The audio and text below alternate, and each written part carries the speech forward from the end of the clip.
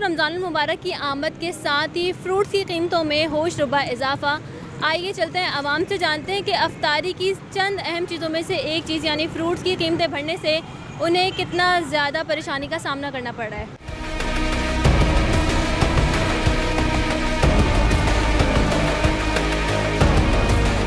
कीमतें बढ़ने से क्या होता है बजट में? फ्रूट्स तो हद से ज़्यादा ज़रूरी है, आपको पता है इफ्तारी रोज़े सब उसी के लिए होते हैं, लेकिन इन्होंने हद से ज़्यादा जो कीमतें बढ़ाई हुई हैं। आजकल लोग इतने गरीब हैं, आपको पता है खाने के लिए नहीं है तो फ्रूट का वो कहाँ से इंतज़ाम करेंगे। ये हुकूमत को सोचना चाहिए, इनको सोचना चाहिए, सब लोगों को, जो बड़े लोग हैं इन लोगों को सोचना चाहिए कि कुछ कीमतें कम करें ताकि जो गरीब लोग हैं वो कुछ तो खा सकें, रोज़ा इफ्तारी तो कर सके, कम से कम रोटी तो मिल सके उन लोगों को। महंगाई हद से ज़्यादा बढ़ी हुई, किस हद तक बढ़ी हुई, आप इनसे अपील कीजिए। मेरी अपील है हुकूमत से कि कम कीमत में थोड़ा सा कम इजाफा करें कि ताकि लोग, गरीब आवाम जो मर रही है, भूखी मर रही है, वो पेट भर के खाना खा सकें। अच्छा, बीइंग अ वीमेन हमें घर का बजट मेंटेन करना पड़ता है। रमज़ान मुबारक में वैसे ही खर्चे बढ़ जाते हैं, फ्रूट्स की कीमतों से क्या होता है? पूरे महीने का जो शेड्यूल होता है वो तो रमज़ान मुबारक का महीना अल्लाह ताला वैसे तो बरकत देता ही है, अल्लाह ताला खिलाता है, ये सबको खिला के ही सुलाता है।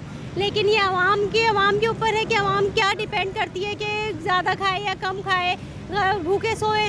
लेकिन महंगाई इतनी है कि लोग भूखे ही सो रहे हैं आजकल के, एक टाइम का खाना मिल जाता है और 2 टाइम ना खा सकें, ऐसा होता है। और फ्रूट तो इतना ज़रूरी है कि लोग पूरे दिन रोज़ा रखते हैं तो रोटी ना, कम से कम फ्रूट तो मिले, एक जूस तो मिले कम से कम, लेकिन वो भी नहीं मिल पा रहा आजकल। तनख्वाहें बढ़ नहीं रही, महंगाई बढ़ती जा रही है, रमज़ान आ रहे हैं, फ्रूट की कीमतों में भी इजाफा हो जाता है। कौन जिम्मेदार है? ये तो गवर्नमेंट को चाहिए ना। अब ये नई गवर्नमेंट बनी है, देखो क्या करती है। कुछ इनको करना चाहिए कि आवाम को रिलीफ दें। हर वक्त महंगाई पे महंगाई, सुबह उठो तो एक नया पैगाम होता है, जहाँ ये 100 रुपये का सुबह उठो तो 150 का होता है। आवाम को कुछ रिलीफ दें ताकि आवाम कुछ तो बन सके, यहाँ तो भूखे मर रहे हैं। अच्छा, मुझे बताइएगा कि रमज़ान में जो कीमतें बढ़ती हैं, आप क्या समझते हैं इसमें हुकूमत का कसूर तो है, साथ साथ फल फरोशों का भी तो है जो स्टॉक कर लेते हैं और कीमतें बढ़ाते हैं? स्टॉक तो ये करते हैं कि रमज़ान में दूसरे ममालिकों में हर जगह जहाँ पे त्यौहार आता है उनको डिस्काउंट मिलता है। ये वाहिद पाकिस्तान है जहाँ पे महंगाई हो जाती है, कोई चीज़ कम नहीं होती, पहले से बढ़ के मिलती है। तो अब आप हुकूमत से क्या अपील करना चाहिए? हुकूमत से क्या करें, बस यही है कि भाई थोड़ी कीमतें कम कर दें, गरीब आदमी कुछ खा ले, रोटी से बचे तो फ्रूट खा ले। इतने टाइम से आप फ्रूट बेचने का कारोबार करो, रमज़ान में ये कीमतें बढ़ क्यों जाती हैं? इससे और से हम फ्रूट का कारोबार करते हैं। रमज़ान आने वाले लोग फ्रूट ले रहे हैं, इधर पंप में कितना ठेले खड़े हुए, सारा फ्रूट वाले इधर फ्रूट बेच रहे हैं।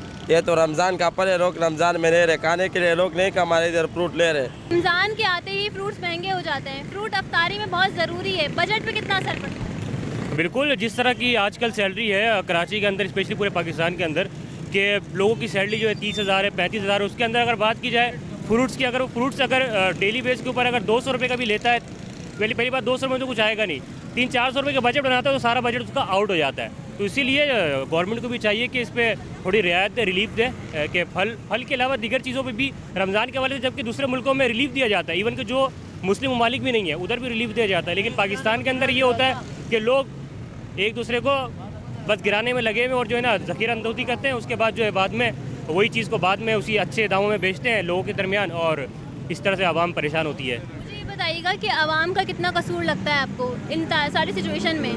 बाइकआउट भी तो कर सकते हैं लेकिन करते नहीं। एक्चुअली बताऊँ क्या है, आवाम का खुद का ही कसूर है सारा। आवाम जब तक परचेज़ करती रहेगी ये सिलसिला चलता रहेगा। दूसरा ये होता है जो ये दुकानदार, ये खुद भी एक आवाम है, तो ये अपने लोग ही सही नहीं है ना, अपने लोग सही हो तो फिर सारी चीज़ें सही हो, असल बात ये है। अच्छा, मुझे ये बताइएगा अगर बाइकआउट कर दिया जाता है तो उसका अल्टरनेट क्या है?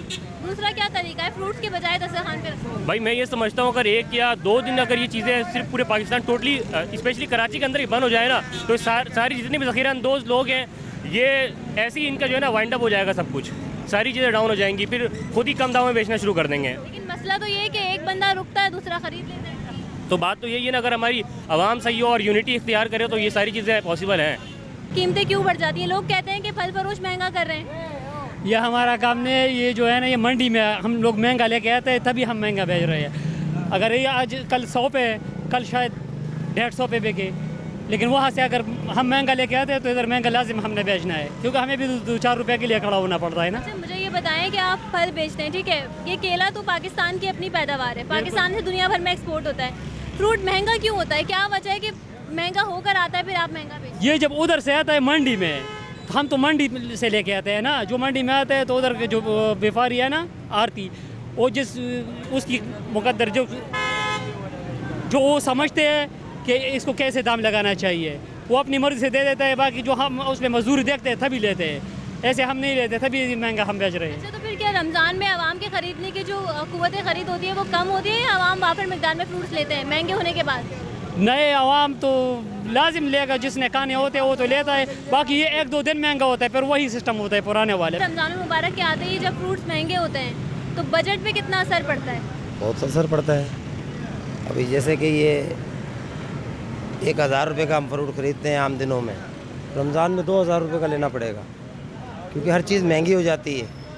पीछे से महंगा है। अभी ये 6000 रुपये का चल रहा था, अभी ये 9000 रुपये का हो चुका है गार्डर इसका।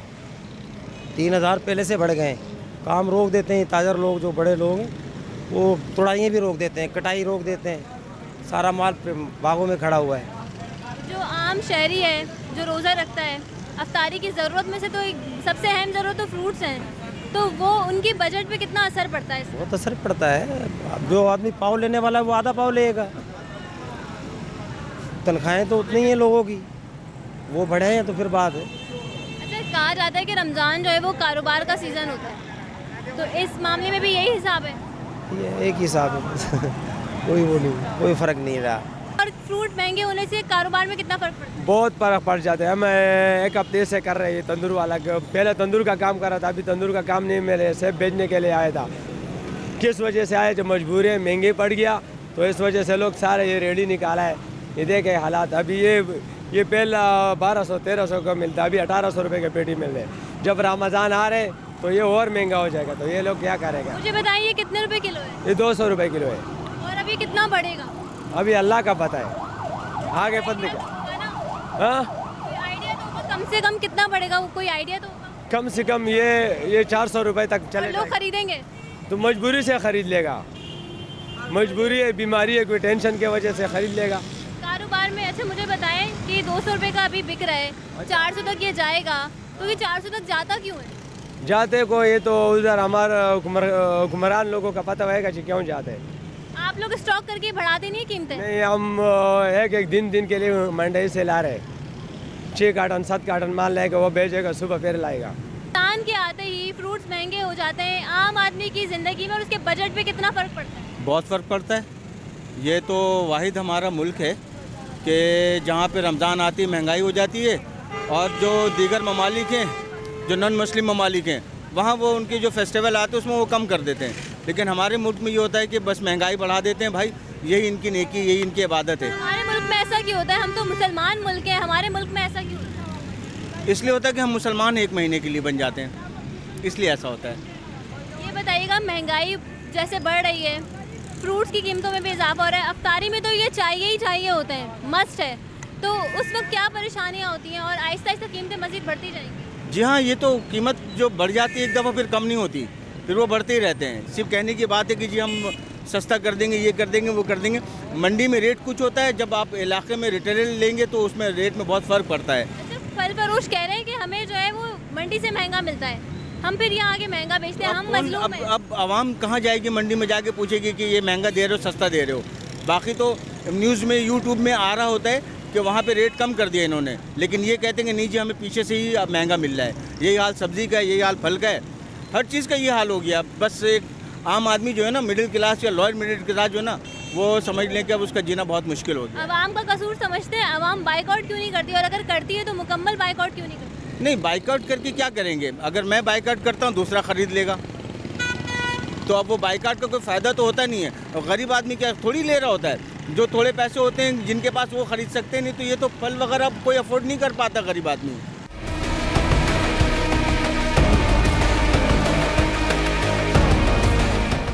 जी नाज़रीन, तो आपने जाना कि फल फरोश कहते हैं कि हमें मंडी से माल महंगा मिलता है और हमें मजबूरन महंगा बेचना पड़ता है। वहीं दूसरी जानिब अवाम कहते हैं कि अगर अवाम मुकम्मल तौर पर बाइकआउट कर दें तो कीमतों पर कंट्रोल किया जा सकता है। अब आप क्या सोचते हैं, हमें कमेंट करके बताएं। और इसी के साथ अपनी मेज़बान तूबा खिज़र हयात को दीजिए इजाज़त। अल्लाह ने के पान।